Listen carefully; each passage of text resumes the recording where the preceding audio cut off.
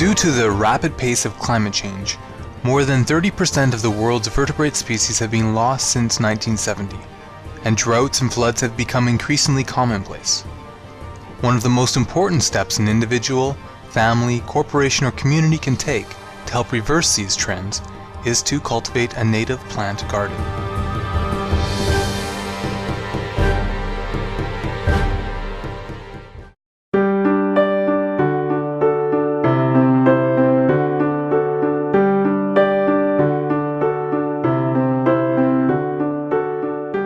Today, we again highlight the laudable work of Ari Middlebrook, an artist and professional landscaper from Santa Clara County, California, USA, whose deep love of indigenous plants and the environment led her to become one of her state's most prominent native plant experts.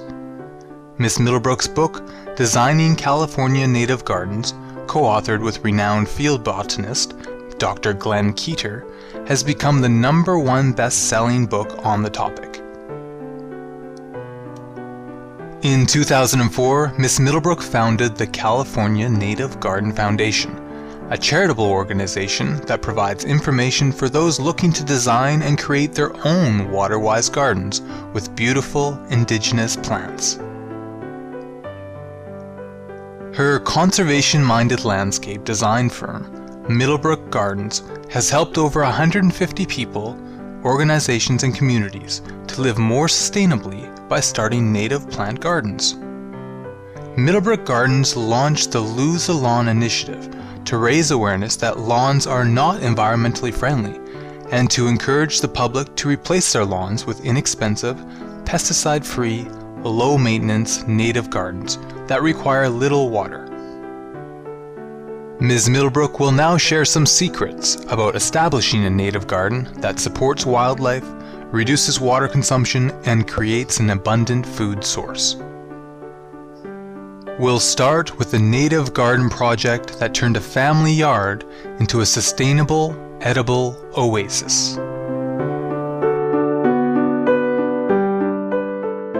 The garden that I'm standing in front of is the garden of a family of 4, 2 children and mom and dad, and it's a combination of edibles, conventional edible plants, native edibles, and native habitat gardening. They're very interested in doing their part to reduce global warming.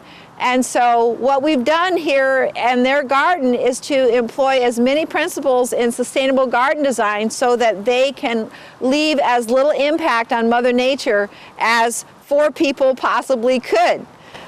Before, our garden was just plain grass, but now I like it because there are 4 trees that I can climb. I like my garden because it's now more interesting and it's much more fun, and that's all. My favorite part of the garden is the fact that it's now an edible garden. The driveway was the least favorite part of the whole house, and it was just a big slab of concrete. And now we cut out the sides, and there are edibles on one side and natives on the other side, natives that are also edible. Middlebrook Gardens emphasizes water conservation in its designs by returning water to the aquifer and using berms, a natural approach derived from permaculture or the design of human habitats and farms to mimic nature. So one of the things I want you to notice is the mounds. This was all flat, and we brought in extra soil to build the mounds. We talked earlier about the chaparral plants and how they have to be planted on a mound because we want to copy the way they grow in nature. So here's the mounds, and then in the middle of their garden here, we seeded a native meadow. Channeling rainfall ensures that it will later be used by the garden in the dry season. Now let's go look at the dry creek, because what we are doing with the dry creek is we take the water from the roof, and instead of having it flow into the driveway and out to the storm drain and out to the bay and upset the ecology of the San Francisco Bay, we're actually having the downspout water flow into the creek bed. So in the winter, when it rains, the creek bed fills up and then the water dissipates gradually out into the landscape and provides water for these plants to get established. And once these plants are established, after 2 years, they're not going to need to water this garden at all. Placing compatible plant species next to one another helps the new garden grow quickly and flourish. We know that when you put the plants back together that evolve together, something occurs on the whole that protects life and perpetuates life. It has to do with the kinds of pollinators that evolve with them. And we're talking about a system that has literally taken millions of years to evolve as a very complex system.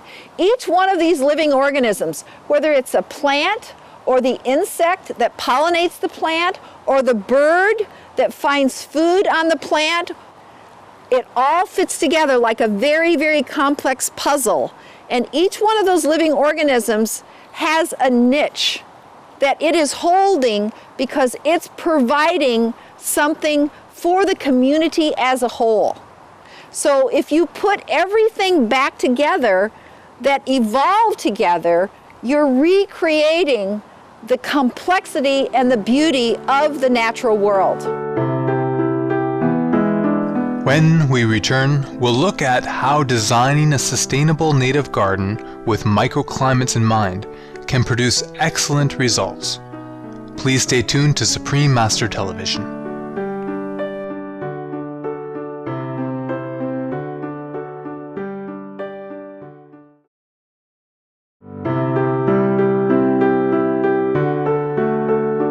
Welcome back to Planet Earth, Our Loving Home, where we are focusing on gardens featuring indigenous plants with Alry Middlebrook. Ms. Middlebrook now discusses the importance of microclimates in planning a new garden. The term microclimate refers to the climate of an area of land as small as a few meters.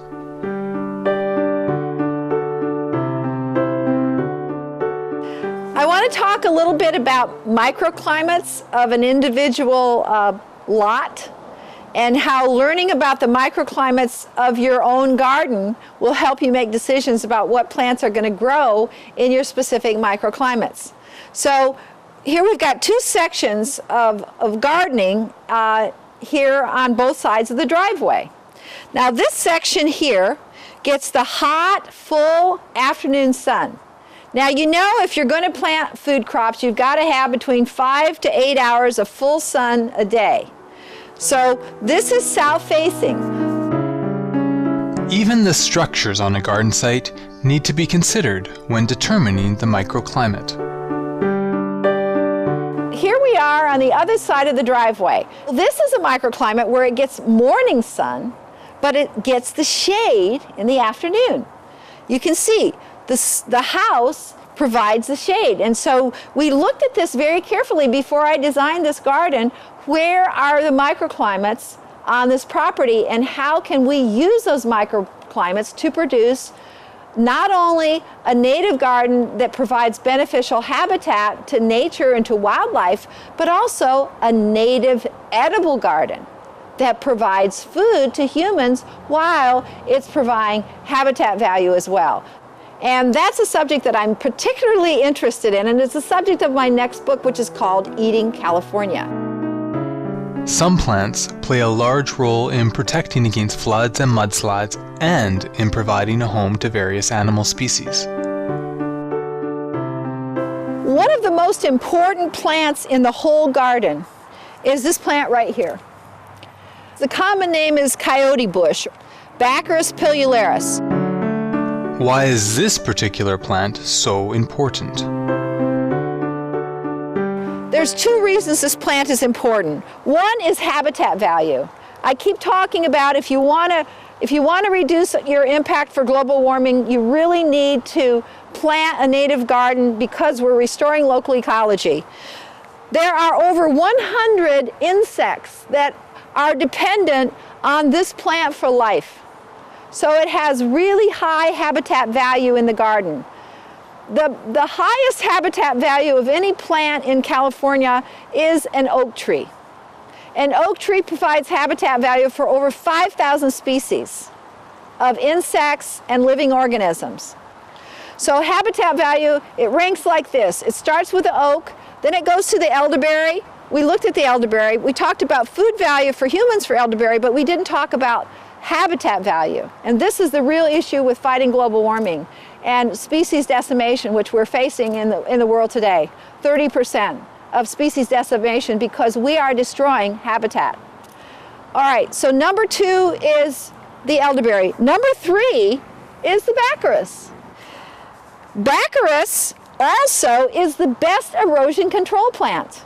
So what the baccharis does is it has tiny fibrous roots that enable the water to percolate down into the soil and hold the water at the site instead of having it gush and run off. It slows the water down and allows the water to percolate. So incredibly important plant in a native garden. Cultivating indigenous plants in a home garden contributes significantly to the healing of our planet. I hope that you'll be inspired to plant natives, grow a little of your own food, and while you do that, you know you'll be helping to reduce global warming. You'll be creating more biodiversity at home in your neighborhood so that species of wonderful animals aren't threatened, and you're going to be saving water and not using chemicals, and you're going to be helping the bee colony collapse from affecting our food supply by working more with our native bees and the native foods that are edible. Ms. Middlebrook also has some kind words about Supreme Master Ching Hai. It's been a privilege for me to learn about Supreme Master Television and Supreme Master Ching Hai and the work that she's doing and all of her followers. And I'm very pleased to be associated with the work because it really deals with the essence of some of the problems that we have in confronting global warming. Vegetarianism, a huge, huge solution for combating global warming. You know, if Americans could get away from eating a half a pound of meat a day, we'd be a long way toward really counteracting the impacts of global warming in our society. So kudos to all of you for all that you're doing to get the message out to the world. We sincerely thank Ms. Allery Middlebrook for taking the time to inform us about cultivating a bountiful native garden. May this wonderful, earth-friendly practice spread quickly around the world. Coming up next is enlightening entertainment after noteworthy news. May gardening bring you many hours of joy.